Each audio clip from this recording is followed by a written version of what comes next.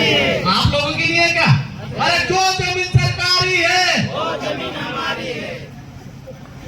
आज ये बहुत खुशी की बात है कि हम लोग हमारे पुरखों की जो मूर्तियां स्थापित कर देते हैं उसके बाद में भूल जाते हैं, लेकिन हमारे करौली के जो जयेश कार्यकर्ता है, जो सामाजिक साथी है, जो समाज के जो जिंदा लोग हैं, उन लोगों ने साबित कर दिया है कि हम सिर्फ मूर्ति नहीं लगाते हैं, उसके बाद में आजीवन ये संघर्ष चलेगा कि भगवान टंट्या भील का जो कारवां था वो कभी रुके नहीं, इसलिए उनकी स्मृति में हम कार्यक्रम रखा है। आप लोगों को हम बताना चाहेंगे कि किस तरह मनुवादी लोगों ने, मनुवादी सिस्टम ने हमारे पुरखों को खत्म किया, हमारे जल जंगल जमीन को खत्म किया, हमारे संवैधानिक अधिकारों को खत्म किया, और आज ये कंडीशन है कि हम कितने लोग बचे हैं, ये बड़ा सवाल है। आज यहाँ इस मंच के माध्यम से मैं आप सबको अवगत कराना चाहता हूं, मैं किसी और पे चर्चा नहीं करना चाहता, मैं आप लोगों से और आपके बीच में बात करना चाहता हूं कि जिस जंगल के हम मालिक हैं, जिस जमीन के हम मालिक हैं, उस जमीन को कौन खत्म कर रहा है, आपके अधिकारों को कौन खत्म कर रहा है, आपके पंचायती व्यवस्था को कौन खत्म कर रहा है, इसके बारे में सबसे ज्यादा जानकारी किसको होना चाहिए? आप लोगों को होना चाहिए कि नहीं होना चाहिए? आपके हिस्से में जो 7/12 के जो कालम में जो 1 बीघा 2 बीघा जमीन है, वो आपके पास कहां से आई, आपको कैसे मिली, और इसको बचाने के लिए आप लोग क्या कर रहे हो, इसके बारे में जानकारी होना चाहिए कि नहीं होना चाहिए? बच्चों थोड़ा सा, तो मैं आप लोगों को ये कहना चाहता हूं कि आपकी जो जमीन है, आपका जो अधिकार है, इसको संरक्षण करने के लिए, इसको सुरक्षित रखने के लिए आपके लिए कौन सी व्यवस्था आपके लिए लड़ रही है, ये मैं आपको बताने आया हूं।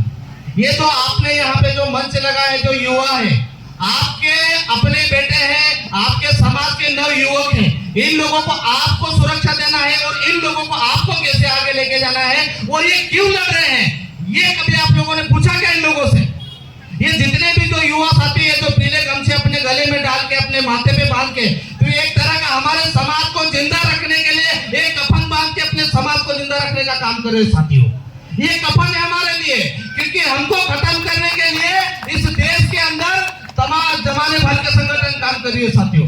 अभी आपने कुछ दिन पहले देखा होगा कि माननीय नरेंद्र मोदी ने एक मैसेज डाला है कि देश को खत्म करने के लिए हम इंदौर में युवा संसद करेंगे।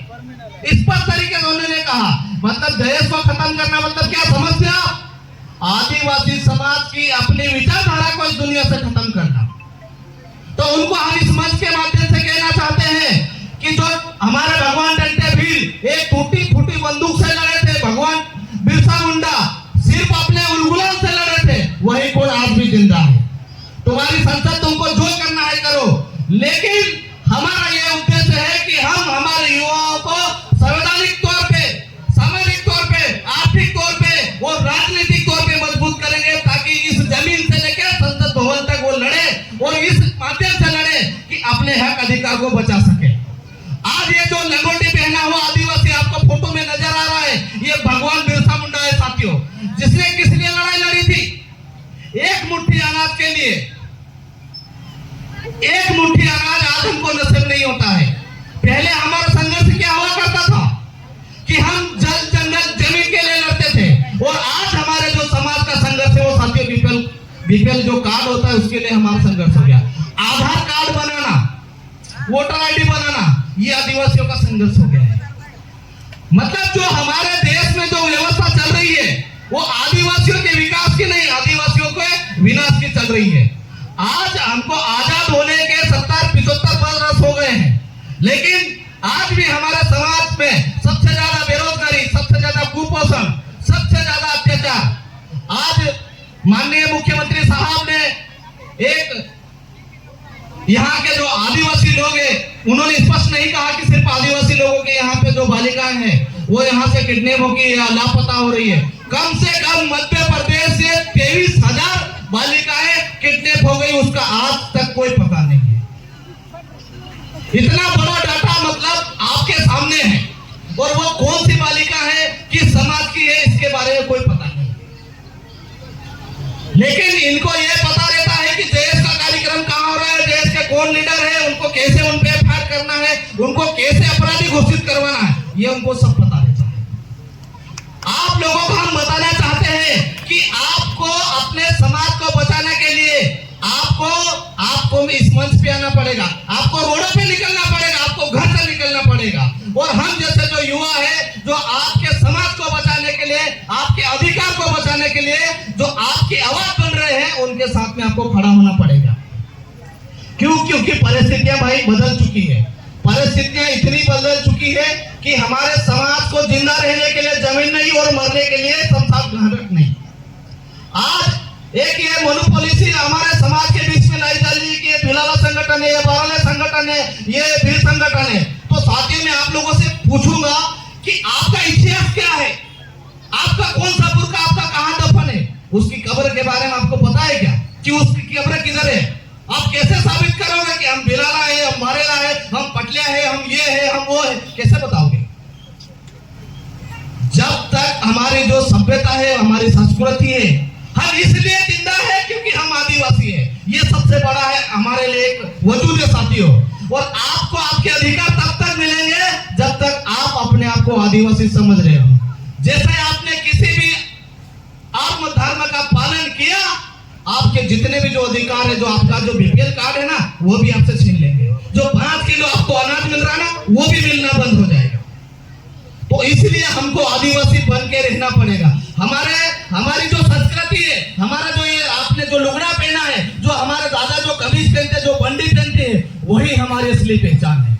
अगर इसको हमने बदल दिया तो हमको इस नक्शे से दुनिया से खत्म कर देंगे। और इसका उदाहरण मैं आपको बता देता हूँ। आप अपने घर पे जाना और अपने जो बच्चे जिनको आप पढ़ा रहे हो उनको पूछना कि हमारे देश में ऐसा कोई राज्य है जिसको अंडमान निकोबार बोला जाता है, वहां पर हमारे आदिवासी समाज के लोग रहते हैं। पहले वो हजारों की संख्या में थे, अब 6, 7, 8 इतनी जनसंख्या बची हो। तो ये कहां गायब होते जा रहे हैं हमारे आदिवासी समाज के लोग? और इनको कौन खत्म कर रहा है और किस साजिश के तहत खत्म किया जा रहा है? तब वो आपको, आपके बच्चे आपको बताएंगे कि आपके साथ में क्या हो रहा है। आज यहाँ की जो गवर्नमेंट है, चाहे वो सेंट्रल गवर्नमेंट है, चाहे वो स्टेट गवर्नमेंट है, इन्होंने तकरीबन पूरे भारत में हमारी 5वीं अनुसूची और 6ठी अनुसूची के क्षेत्र में 17 लाख हेक्टेयर जमीन को उनको विदेशी कंपनियों को देने के लिए उन्होंने घोषणा कर रखी है साथियों। कितनी जमीन? 17 लाख हेक्टेयर, जिसमें से इन्होंने 4 लाख हेक्टेयर जमीन जम्मू कश्मीर से ले ली। जम्मू कश्मीर से 370 को हटाया कि नहीं हटाया?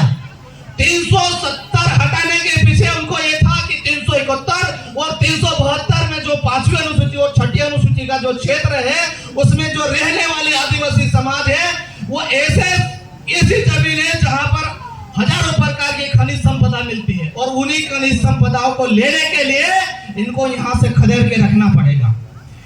इसलिए आपके क्षेत्र में ये प्रोजेक्ट लेकर आ रहे हैं, टाइगर सफारी प्रोजेक्ट लेकर आ रहे हैं, परियोजना लेकर आ रहे हैं, बांध लेकर आ रहे हैं, ताकि आपका जीवन विस्थापित कर दिया जाए। आज हमारे जो सामाजिक लोग राजनीतिक परिवर्तन में जा रहे हैं, लेकिन वहां जाने के बाद में क्या हो जाते हैं? सब गूंगे बहरे हो जाते हैं। आपकी कोई आवाज नहीं बनता है। वो आवाज को हम इन युवाओं को बना के भेजना पड़ेगा। ये आवाज है, इस आवाज को हमको यहां से लेके दिल्ली तक पहुंचाना पड़ेगा। आज अंतरराष्ट्रीय स्तर पे हमारे आदिवासी समाज को किसी भी मुद्दे पे चर्चा नहीं होती है। ये सोचने समझने वाली बात है। हमारे जो गांव के बड़े मुखिया है, हमारे गांव के जो सरपंच है, हमारे गांव के पंच है, उनको इस बारे में सोचना चाहिए कि हमारे आदिवासी समाज पे इतना अत्याचार हो क्यों रहा है, जबकि देश में सारी कानून व्यवस्था है, सब सामाजिक सिस्टम है, राजनीतिक सिस्टम है, उसके बाद में भी हमारे आदिवासी समाज पे अत्याचार क्यों हो रहा है? क्यों हो रहा है? आप लोग इस देश का भविष्य हो, आने वाली समाज को जिंदा रखने की आप उम्मीद हो। आज आरएसएस, हिंदुवादी संगठन, बहुजन समाज के संगठन, सब संगठन जो अपने 1 साल 2 साल के जो बच्चे हैं उनको कैडर दे रहे हैं, उनको हाथ में संस्कृत दे रहे हैं, उनको हाथ में बुद्धिस्ट ग्रंथ दे रहे हैं, उनको बाइबल दे रहे हैं। आप क्या दोगे आपके समाज को? आपके समाज को, आपको जिंदा रहना है तो आपके बच्चों को आप हाथ में क्या दोगे जिससे कि आपका समाज जिंदा रहे? ऐसा कोई किताब है आपके पास जो आप दे सको कि आपके बच्चों को कि हमारी जो आने वाली पीढ़ी है, हमारी जो जमीन है, उसको हम कैसे बचाएं, इसके लिए हमारे पास कौन सा ग्रंथ है? चलो ठीक है, ग्रंथ नहीं है हमारे पास में, ऐसा क्या माध्यम है जिसके माध्यम से हम हमारे समाज को जिंदा रख सके और जो हमारी आने वाली नस्लें हैं उनको एक अच्छी नस्ल बना सके, उनको एक अच्छा जीवन यापन कर सके? कैसे बचाएंगे? ये जितने भी जो हमारे आसपास जितने भी भाई लोग खड़े हैं ना, आप सब लोगों को हम यही कहना चाहते हैं, हम यहाँ कोई भाषण करने नहीं आए, यहाँ कोई भाषण करने वाला मंच नहीं है। ये जो जयेश का मंच है वैचारिक रूप से आपके समाज को जिंदा रखने का एक माध्यम है साथियों। यहाँ से कोई राजनीतिक सिस्टम पैदा नहीं होता, यहाँ से वैचारिक योद्धा पैदा होता है, वैचारिक समाज पैदा होता है। आज जिस समाज के नाम से यह पूरी दुनिया से थर-थर कांपती थी, वो समाज को देख लीजिए। तुम्हारे क्षेत्र में तुम्हारी क्या औकात है, क्या ताकत है हमारी? आज हम चुपचाप बैठ गए तो ये लोग हमको बोलते कि तुम्हारी हमारे क्षेत्रों में क्या औकात है। तो इनको ये बोलो कि जो तुम 2-3 डिब्बा हमारे क्षेत्र में लेके बैठे हो ना, ये हमारे पुरखों की बदौलत है कि तुमको बैठने दिया। ये हमारी पुरखों की बदौलत है कि जो तुम्हारे दुकानों पे 2-4 डब्बे लेके बैठे हो ना, ये हमारे पुरखों ने कहा कि चलो ठीक है, ये लोग दुकान लेके बैठे तो इनको बैठने दो, नहीं तो इनकी ये भी औकात नहीं थी। और वही लोग हमारे क्षेत्र में आकर आज हमारे पे सामाजिक, राजनीतिक, आर्थिक अत्याचार कर रहे साथियों। ये अत्याचार दिखाई नहीं देता है, ये अत्याचार को महसूस करना पड़ेगा, आपको इसको समझना पड़ेगा कि ये अत्याचार है। आज आप किसी दुकान पे जाओ, आपको कोई सामान मिलता है क्या? इसके बदले में आपके पैरों में पहनी हुई कड़ियां, मंगलसूत्र, पता नहीं क्या क्या गिरवी रखा पड़ा होगा, है कि नहीं है? आज हमारे समाज की बहू बेटियों की, बहन बेटियों की जो शादी होती है, उस शादी में उसके पिता को पूरा जमीन जायदाद गिरवी रखना पड़ता है, तब जाके हमारे समाज की शादियां होती है। मतलब इतना कमजोर हमारे समाज को कर दिया है किन लोगों ने? यही डब्बे वाले लोगों ने, ये दुकानदारी लोगों ने हमारे समाज को आर्थिक रूप से, सामाजिक रूप से, राजनीतिक रूप से कमजोर करना बना दिया। और हमारे जो समाज के जो नेता हैं वो क्या करते हैं?